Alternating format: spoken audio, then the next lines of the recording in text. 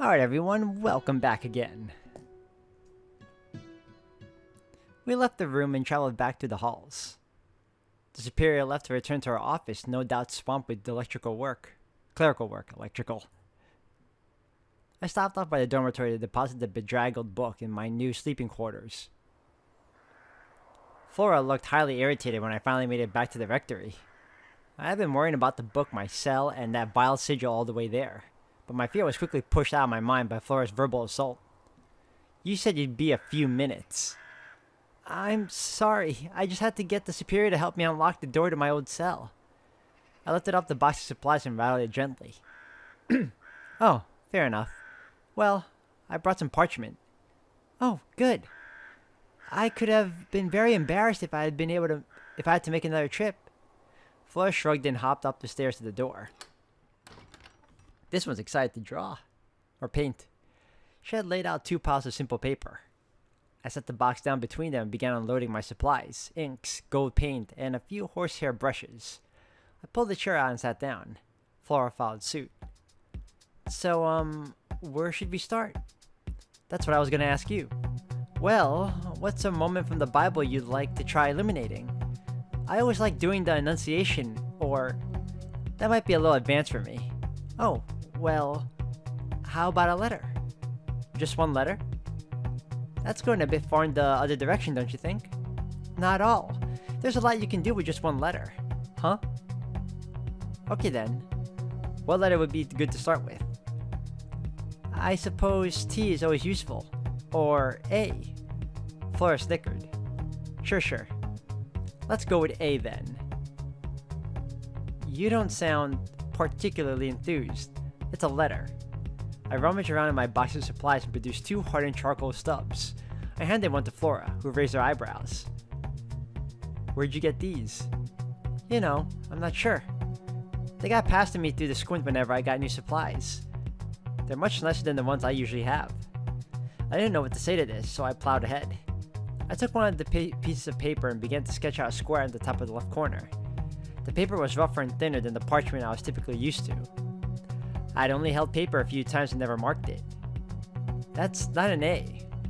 We're just putting a square down so we know where to fit the letter. Oh.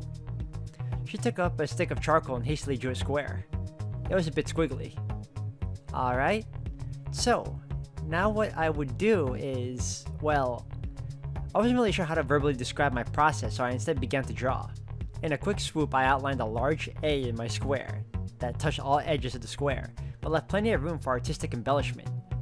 Flora squinted at my page, and then attempted to follow suit. That's a good start. Now what? Well, typically, I'll ink the letter first and let it set.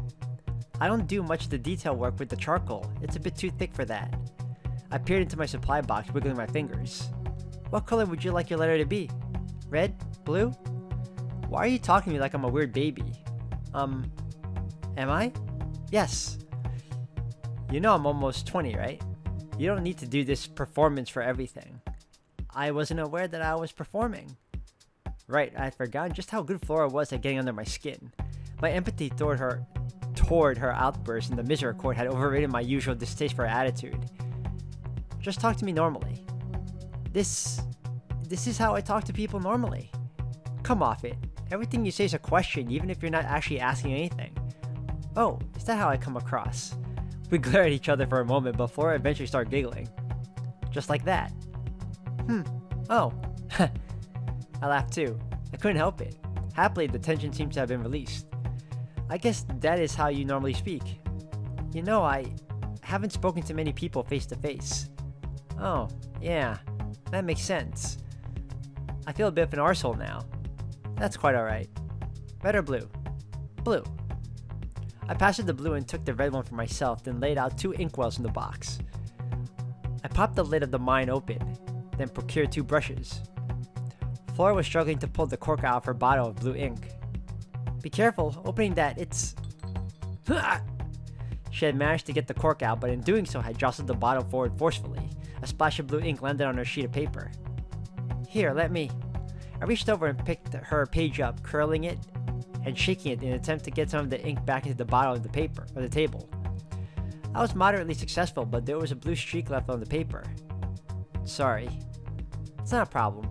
Just be careful. Ink is quite valuable. I said I was sorry. I poured some of my red ink into a well and then dipped the brush in. Try and follow the lines with as few strokes as possible. That way, it dries without a messy looking texture. I tried to demonstrate, but the paper was soaking up more of the ink than I was used to, rendering this lesson a little moot. I forged ahead anyway, until I had a satisfactory letter A on my page. Flora had been peering over my shoulder as I drew, and left to try on her own page once I had finished. She immediately put too much ink on her brush, and the beginning of her first line became a messy blob as a result. I could tell that she was rushing this part, but didn't want to frustrate her any further. Excuse me. Not bad. Shall we do some detailing with the gold paint? I could immediately sense Flora perking up. I uncorked the gold and chose a very thin brush. I like to make little patterns, and you can cheat a bit if you focus on drawing on one half like this. Oh, that's an interesting letter A. You can just copy it on the other side.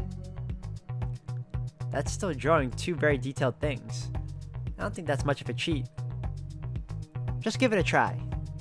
Okay. How do you do that though? Are those just random lines? I think of them as vines. Huh? That makes sense. That's a good start. Keep filling it in.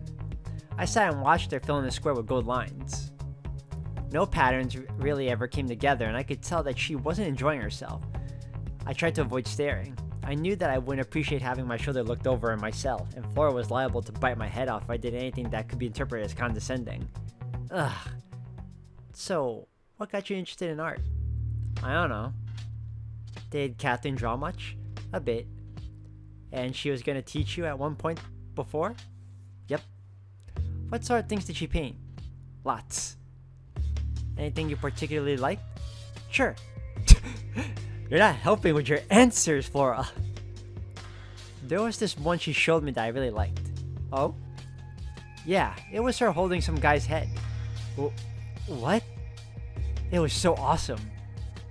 Whose head was it? No idea. Goodness. It was probably Holofernes, though. I breathed a little internal sigh of relief. Of course. Do you like that story? Yeah, it's awesome. Judith is a very interesting book. Have you read the whole thing? No, just the gory parts. I resisted the urge to bang my own head against the table. But you know the general thrust of it, yes? Yeah, she pretends to be friends with Holofernes and then cuts his head off. Do you know why she cuts his head off? He was a bit of an arsehole. How is your drawing coming along? I could hear that my voice was a bit pitchier than normal. Flora leaned back in her chair and gestured at her paper. That's a great first attempt. It was sloppy, but earnestly, it wasn't so bad. I was certain I had done worse when I was first starting out. It still feels a bit empty. You could add something to one of the corners maybe. Like what? What about a crucifix? Boring. The crucifix is not boring. It's 2 lines. I'm not being blasphemous, I just mean... You know, it's not an exciting drawing. I don't know then. A bird? Or a cat? Oh, that's a fine idea. Flora leaned forward in her seat again, looking very engaged all of a sudden. Yeah. Can you draw a cat? I don't think I've ever tried. How about we both try one separate from the illuminated letters and compare? Sure. We both started sketching with charcoal on our own papers. I tried to remember what cats look like. I found them cute, despite their reputations. I soon realized I had only ever seen the one scampering out in the kitchen. I actually don't know if I've ever seen a cat up close now that I think about it. Really? Really? I just know of them mostly. There are lions and leopards and so on in the Bible, but you never saw one before you became a nun? That was so long ago I could scarcely remember if I had. So, you weren't born here then? No. Where do you come from then? Trier. Hedwig von Trier?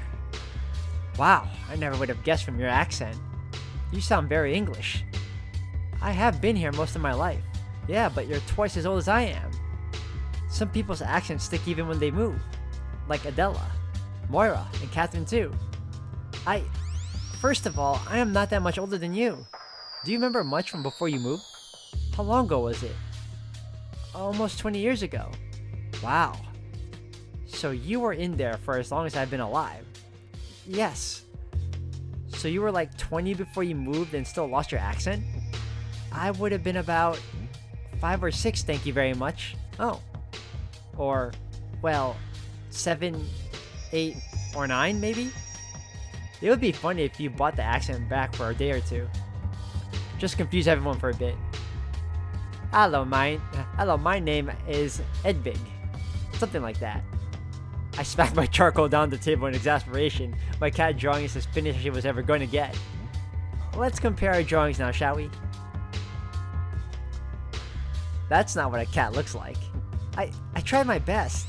That's a cool looking cat, I don't know what you're talking about. Is that what a cat looks like? It's closer than yours. Yours has a very human face. So does yours. Whatever. Cat eyes don't look like that. Is that so? Yeah, I think so at least.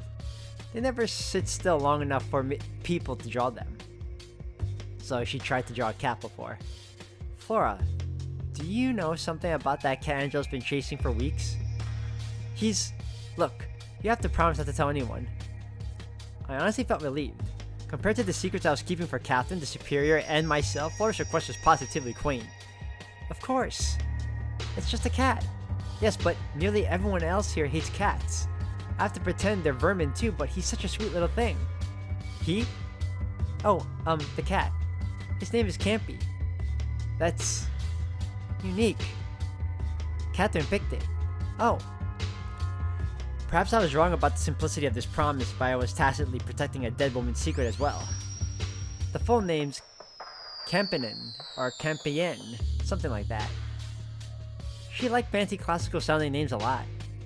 So the cat was hers? Yeah, I guess. I don't know if you could really call him anyone's cat. He just showed up one day and took a liking to Catherine, and she gave him a name and fed him scraps and stuff. And now he's your charge? Yep.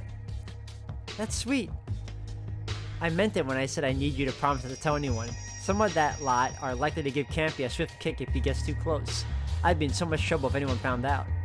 Don't worry. I can keep a secret. Yeah, she can. Thanks. She looked away as she said this, and her face showed not even a hint of a smile. But I still felt good. I felt like I had made a real connection. It must be nice to have something to remember Catherine by. Well, shall we finish for now? I guess. Should we plan on meeting up again for more practice soon? She shrugged and glanced at her papers. Maybe. And here, take these. I handed her the sticks of charcoal. For practicing on your own, since you like to draw. Alright. Maybe I hadn't made a real connection as I'd hoped. And just let me know if you ever want another lesson and we can plan for it. Sure. She scooped up her drawing and stuffed it into her robe and got up to leave without pushing her chair back in. No, you made a connection with her. It wasn't a strong one, but it was a start. So you don't have to worry as much. Bye, Hedvig. See? There you go. Have a good evening, Flora. I was left alone to pack my supplies up. I had to resist snapping one of the brushes in half. Do not be deceived. Bad company ruins good morals. Yeah, that's true.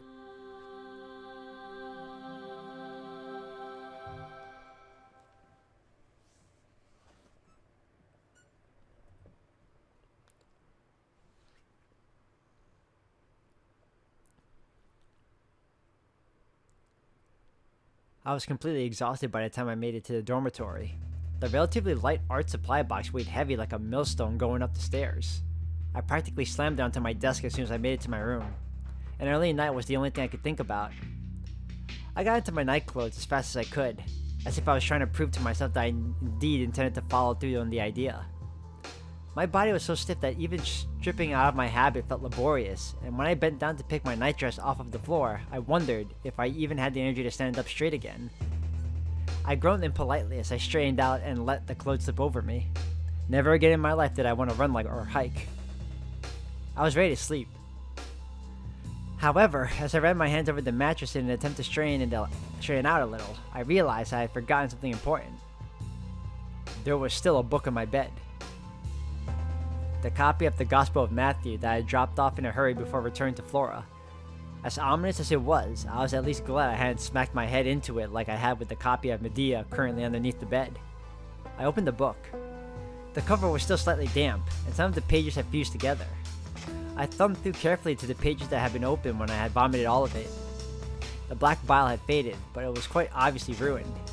I was not sure what I was looking for, a clue perhaps, of who had returned it to my cell or how?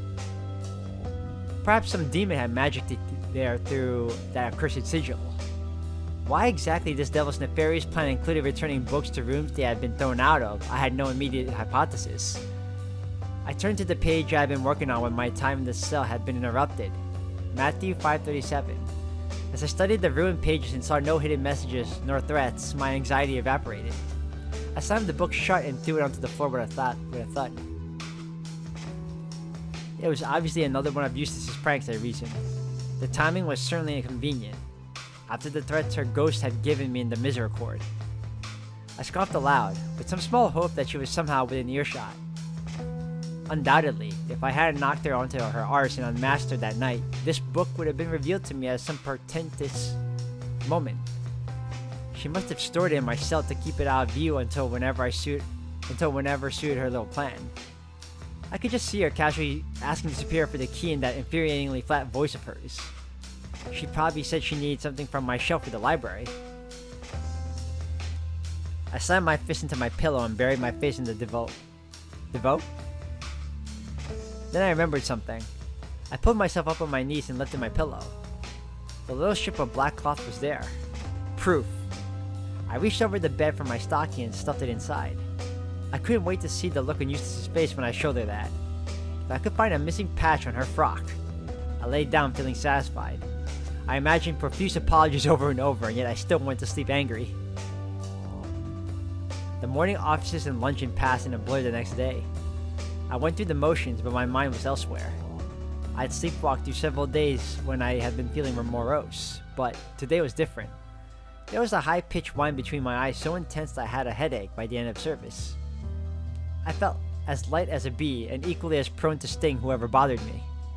It was not all anger. Some of it, I realized as luncheon came to a close, was nervous anticipation. I kept glancing over at Eustace, who seemed, to my chagrin, completely unbothered. The superior was waiting for us outside the rectory when we all left. She pointed at Eustace, Moira, and myself, and beckoned for us to join her. "Are you all ready for a little fun?" "Absolutely." "Good. It's high time the women of this abbey made an appearance in Limbarrow village, and I thought an adventure outside the abbey would be an exciting little adventure for our newest... well, not newest, but you know what I mean." "That's you." "That's me." Just a little treat. I was losing count of the little lies I was having to go along with for the sake of this quest. Moira and Darcy worked hard yesterday to bake some fritters to share with the townsfolk. What is it we're actually meant to do there? The superior shot me a quizzical look. Spread some cheer, of course. Attend to the people's spiritual needs. Nothing heals the soul like a sweet treat. They're really good too, if I do say so myself. Eustace had said nothing of the course of the entire conversation. She remained silent as the superior led us across the grounds to the front gate. A cart and donkey were waiting for us. There was a sturdy chest loaded onto the wooden cart that looked like one of us could have fit inside snugly. If it was full of sweet fritters, Darcy and Moira must have been very busy. I had no idea we kept a mule here. We do not. Typically, we have to send word to have one delivered from the village if we need to travel, but this one has remained here ever since the incident. Oh.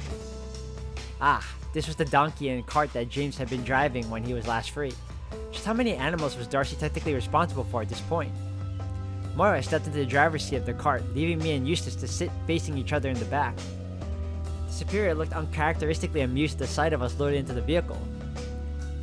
My girls, off on the diplomatic mission together. Had I the means, I would commission a painting. I haven't been down to the village in months at least. This is gonna be a riot. She shook the reins and the cart wobbled forward. Moira turned to wave at the superior. Eustace and I followed suit, although we were both less enthusiastic than Moira. Seems like a fun go.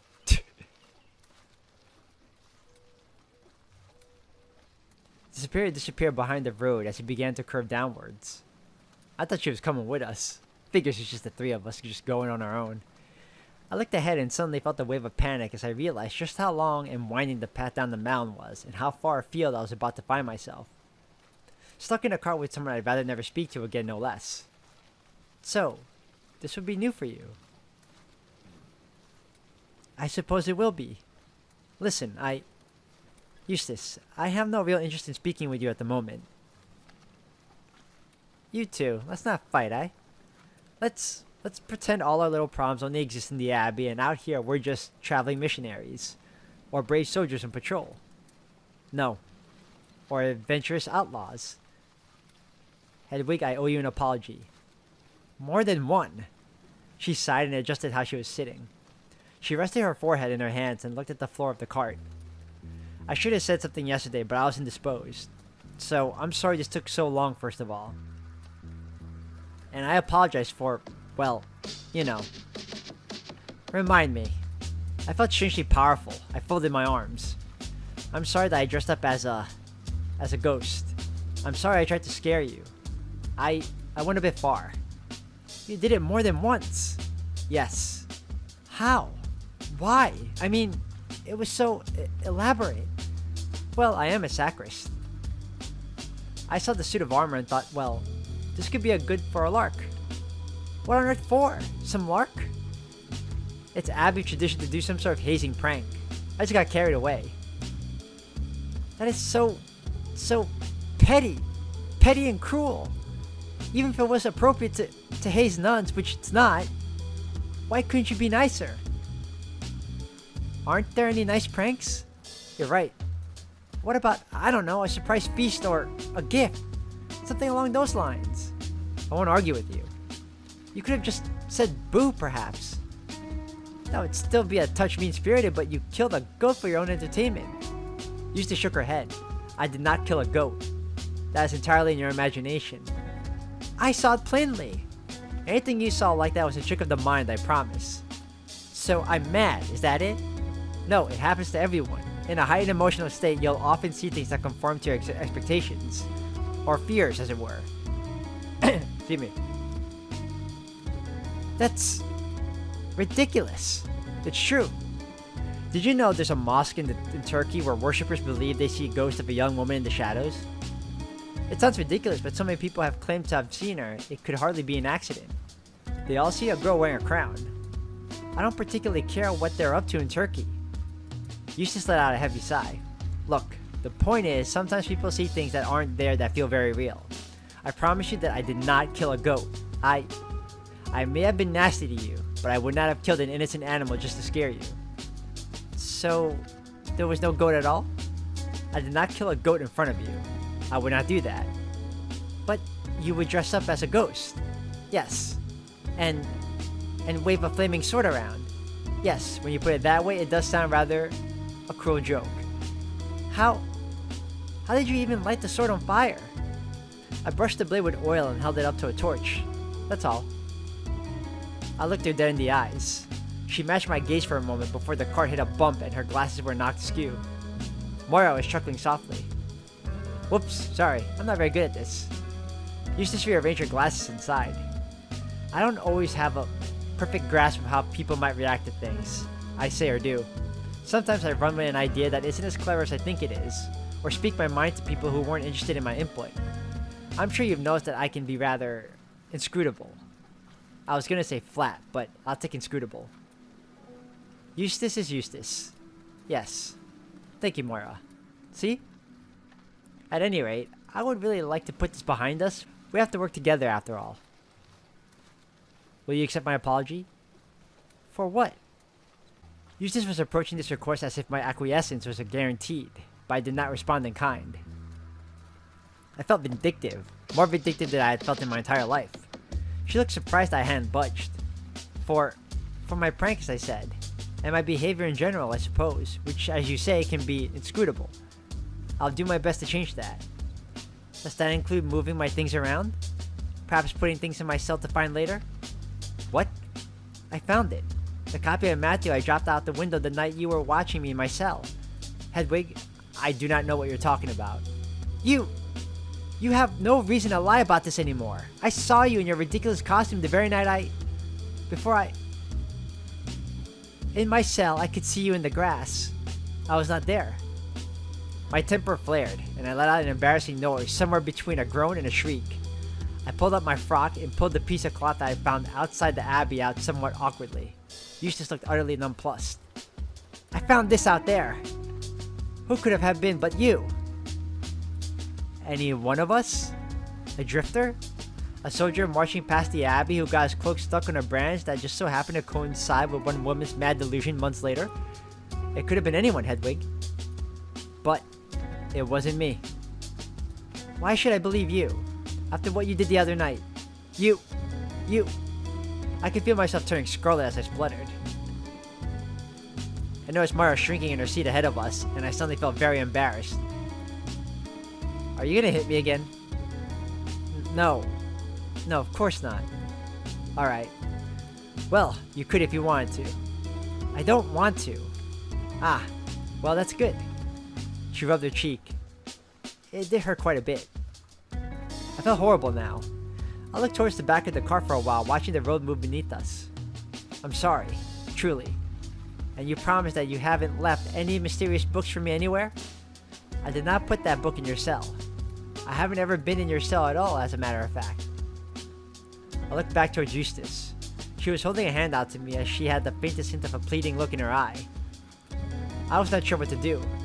I was furious with her still, but I knew that letting that anger stew any longer would only serve to make me miserable. After all, we had to work in the same room. Not only that, but I still felt highly guilty for attacking Eustace in response to her practical joke.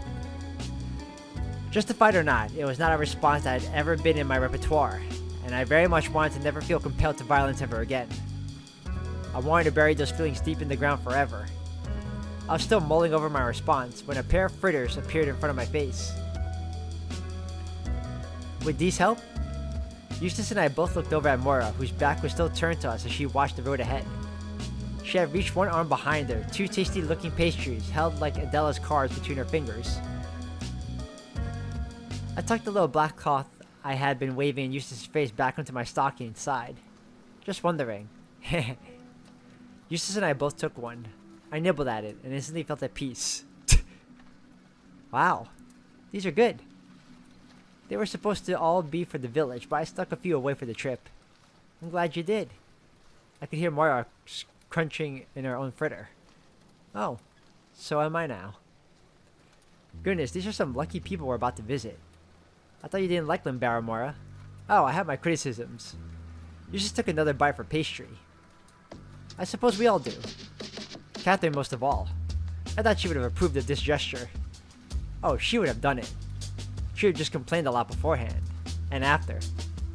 They chuckled as if sharing a private joke. We finished our fritters. Eustace licked her fingers and wiped the crumbs off her frock before extending a hand out to me again. Friends? I paused for a moment, but I couldn't keep this self-righteous act up much longer. Even if I did not fully believe that Eustace hadn't also placed that book in my cell as a part of some elaborate next step in her foiled prank, I suppose I had no reason to hang it over her head forever. I reached out and grabbed Eustace's wrist, and her fingers curled around my own. Friends. Eustace smiled, but her face soon returned to its default flat expression as soon as she leaned back against the side of the cart. So, why couldn't Catherine have liked doing this? She also had opinions about the townsfolk. I'm a little shocked. Does anybody have a good relationship with the town? I'm sure the superior handles it all well enough. Surely it felt a little odd that nobody from the village came to seek your advice when you were an anchoress. I was surprised until I had it explained to me that, well, we're having to take a cart ride to even get there, aren't we? That's right. I think that people never really liked that fact. It put us on the wrong foot from the get-go. But Limbarrow Abbey is rather old, isn't it? Surely things might have, I don't know, improved? Right, the distance and inconvenience is just part of it. Well, you'll see. I suppose if I had to put it delicately, if we had the ability to choose the kind of villages our abbey served, which we don't, of course not, but if we did, well, it wouldn't be a town like Limbarrow. I was quite frankly appalled by this. If I hadn't already shaken hands and made up with Eustace, I might reconsider agreeing to the endeavor after hearing such conceited talk. What a horrible thing to say. It is what it is.